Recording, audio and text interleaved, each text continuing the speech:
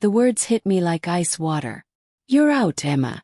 Your separation is giving off toxic energy, and I won't have that negativity contaminating my perfect day." My younger sister Madison delivered this verdict in front of our entire family at Sunday brunch, her engagement ring catching the light as she gestured dismissively. I had been her maid of honor for 8 months. I'd organized her bachelorette party, helped choose her dress, and stood by her through every wedding crisis.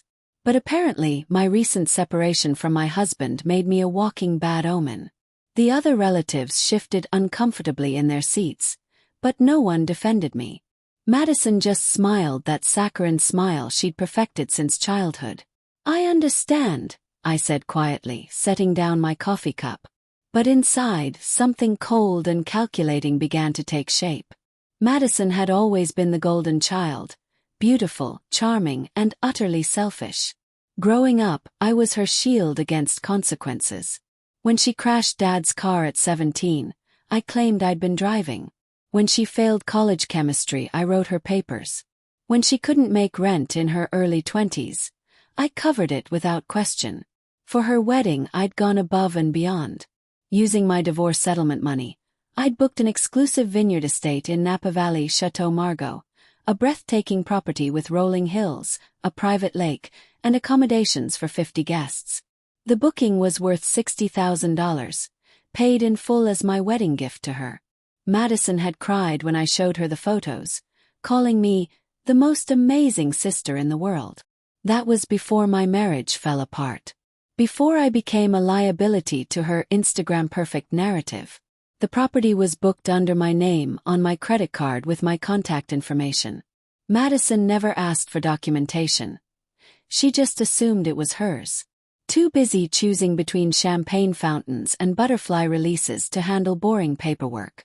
After being exiled from her wedding party, I made a decision.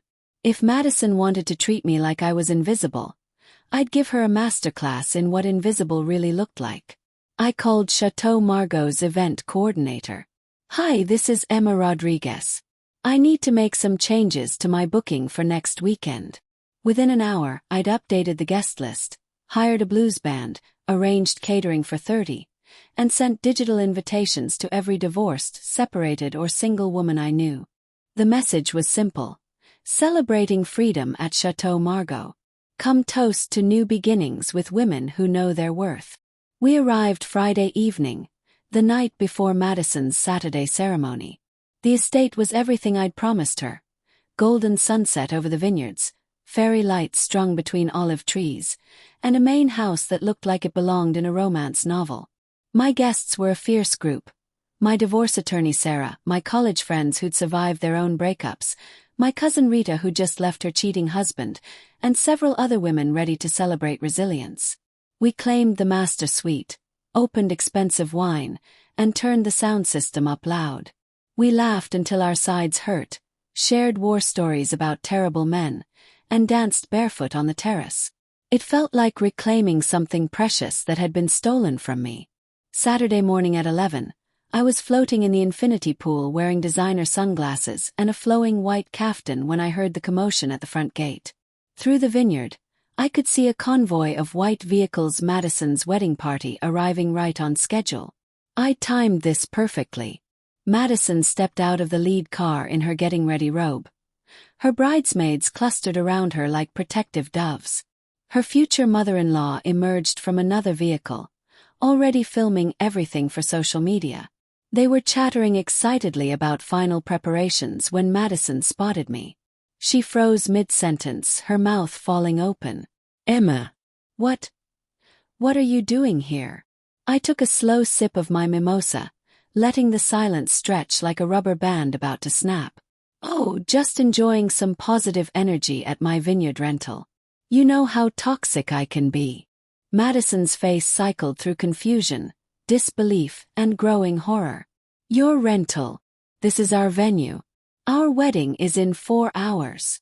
I stood gracefully, water cascading off my caftan, and walked to the pool's edge where I'd left a manila folder. "Actually, Madison, let me clarify something for you." I pulled out the booking confirmation and tossed it onto the whetstone.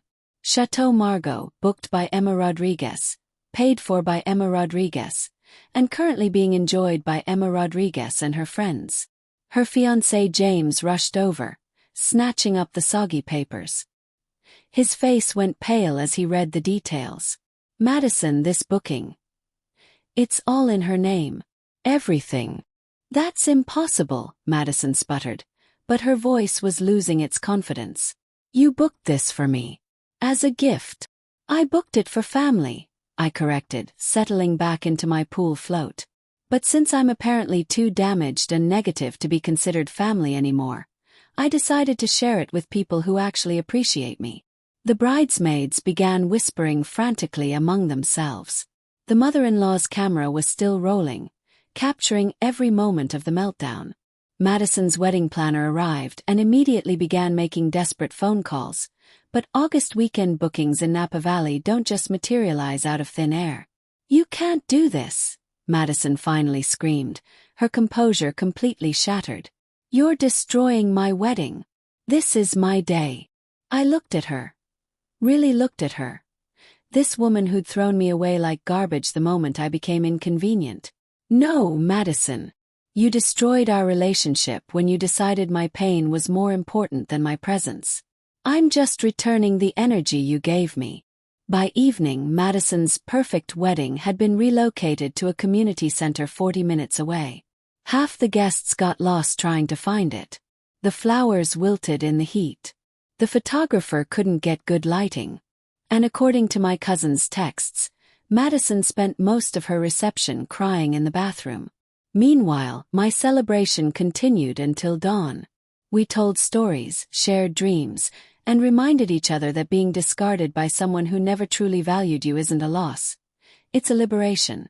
Some people called my actions petty. Some said I went too far. But as I watched the sunrise paint the vineyards gold, surrounded by women who understood that respect isn't negotiable, I felt something I hadn't experienced in months. Peace. Madison taught me that blood doesn't guarantee loyalty, but it also doesn't excuse cruelty. Sometimes the best revenge isn't getting even. It's showing someone exactly how much power they never realized you had. The toxic energy she was so worried about. Turns out it was just me finally learning to protect my own happiness. And that energy looks a lot like justice.